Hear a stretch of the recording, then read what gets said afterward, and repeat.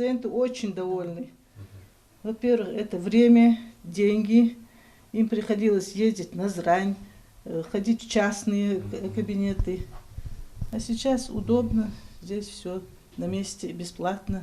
Результат работы физиотерапевтического аппарата знаком всем, кто хоть раз обращался в больницу с жалобами на заболевания опорно-двигательного аппарата, нервной, сердечно-сосудистой, дыхательной систем и кровообращения. Ранее в Малгобекской ЦРБ это удавалось едва ли, за истечением срока эксплуатации старого медоборудования. Теперь же все иначе. В учреждение поступил новый аппарат ультразвуковой терапии.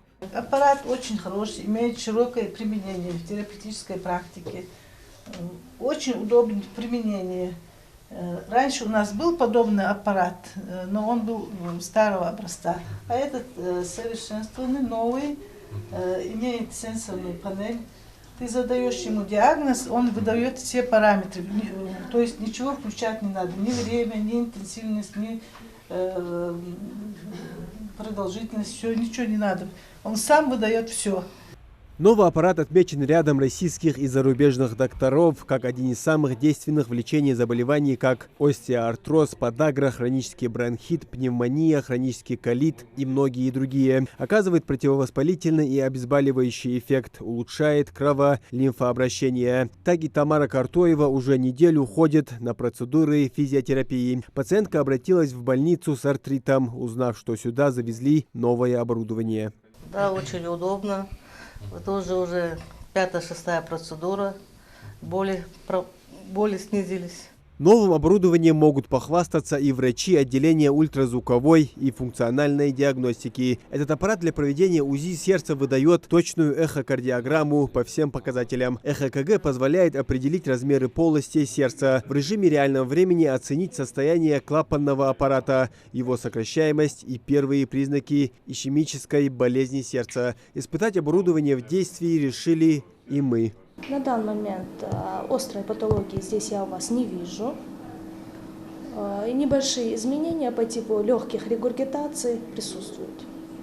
Это значит, что незначительно пропускает клапаны, но это физиологическая норма. Это бывает в норме у молодых и вообще у почти всех людей. Там есть определенные нормы, например, единичка, это для нас и для взрослых, это норма.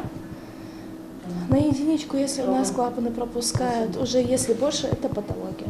Ультразвуковое исследование сердца является одним из основных методов выявления нарушений в работе сердечно-сосудистой системы. Примечательно, что новый аппарат УЗИ, в отличие от старого, благодаря встроенным заводским настройкам, показывает любые отклонения, даже самые потайные изменения в работе сердца. ЭХКГ позволяет выявить наличие рубцовых изменений после перенесенного инфаркта миокарда. Есть такой показатель, как фракция выброса, она определяется по Тейх-Гольцу и по Симпсону. Не все аппараты могут определять по Симпсону. Для нас, как кардиологов, наиболее ценно, если определяется по Симпсону. Особенно у больных, которые перенесли инфаркт, когда это имеет важное значение, скажем так. И новый аппарат, он уже оценивает и по Симпсону, и по Тейх-Гольцу, а также и указывает легочную гипертензию, которая тоже играет немаловажную роль.